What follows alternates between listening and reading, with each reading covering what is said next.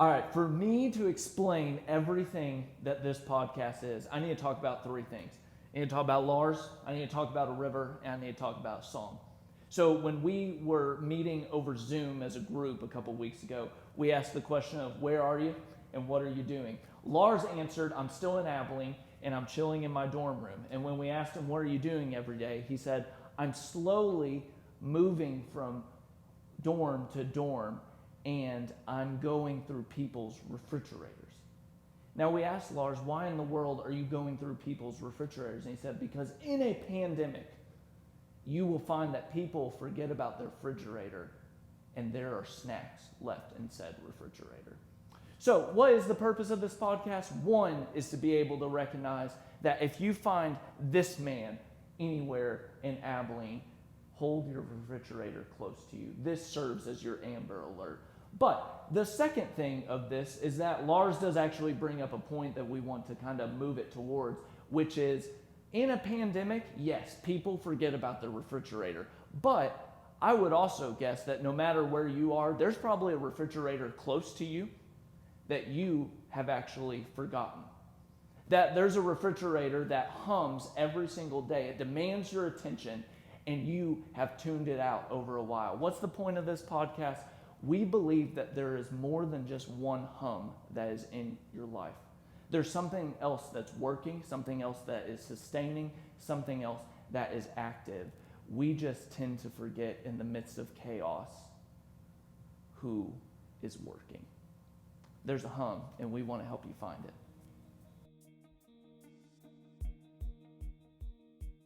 So there's this favorite author of mine who slightly sometimes I do fangirl over that has this beautiful analogy when talking about the work of God.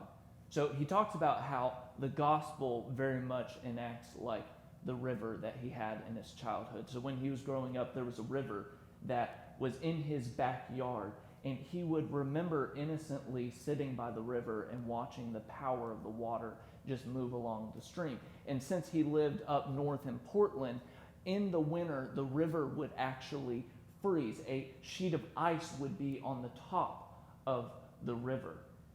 And he remembered his dad talking about the river and saying that when you look at the river, even though you see a frozen sheet of ice on top, he would say, don't ever underestimate a river's surface because there's still something that's happening under the current. So what's the parallel? The parallel is like this. We, in our lives, have a story, have a hum, have something happening beneath the surface. We actually, even though we may find times where we feel very frozen, like when we don't have rituals that seem to be enacted like we're usually doing, we don't have the normal rhythms, we don't have the pace of life that we used to. Sometimes we just hit snags in life where we start to freeze. Even in the moments where it seems the coldest, the distant, the most inactive, there's a story that runs underneath. It's a story that is still humming. There's a song that we sang this past Sunday. The song is called Waymaker, and one of the lines really embodies what we're trying to say when it comes to the river, this undercurrent, this hum that happens with it. The lines say, even when I don't see it, you're working. Even when I don't feel it, you're working. You never stop working. You never stop working.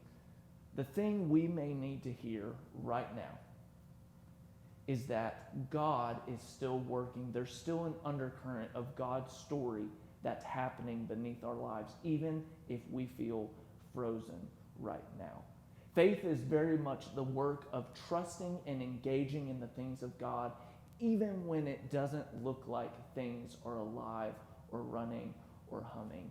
One of the things we can do, though, is be able to listen very closely beneath the frozen river, to be able to listen and say, what is the hum that we heard at one point?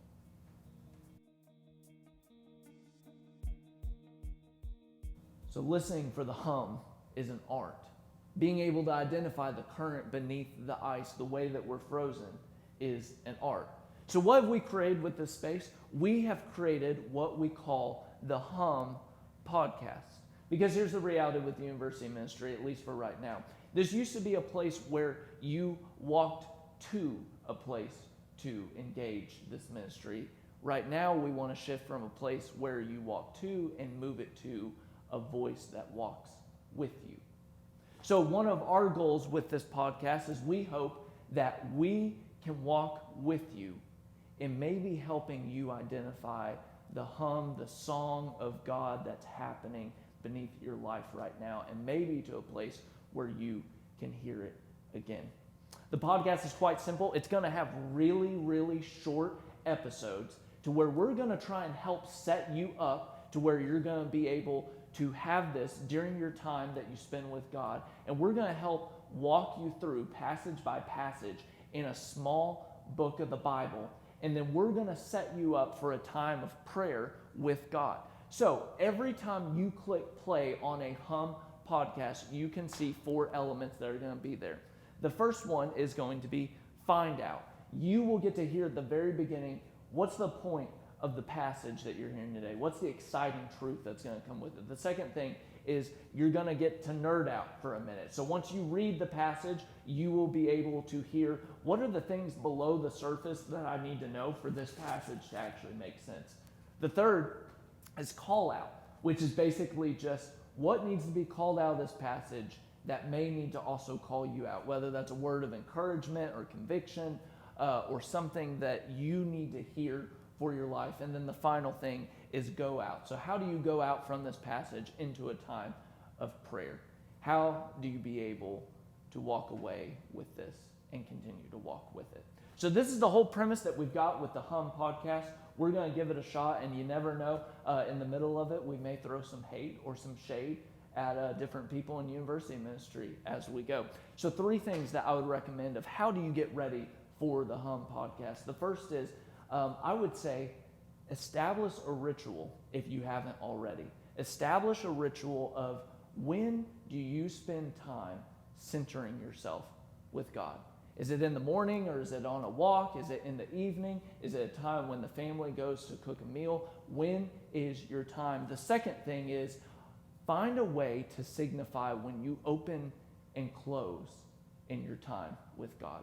Christians for a long time, when doing things like prayer, have sometimes enacted the cross as they've done it just to signify they're starting or to signify that they are ending. Find something of significance. Maybe only use one chair in your house that is your time with God chair. Maybe find a space in the house that you say this is it, or maybe a certain time of the day, and that's your signal to be able to engage the Hum podcast and move into your time with God. And then the last thing that we ask is share this. Like, tell other people about it. We need to get the word out that this is happening, because it's not as easy as just saying like, hey, we'll announce it on Sunday morning. Any announcement that comes through it is going to come through our social media and yours. So share it, post it, send it to other people, let other people know about it, and we will start walking together in Scripture and our words with God. Until I see you next time, may you remember, keep your snacks away from Lars.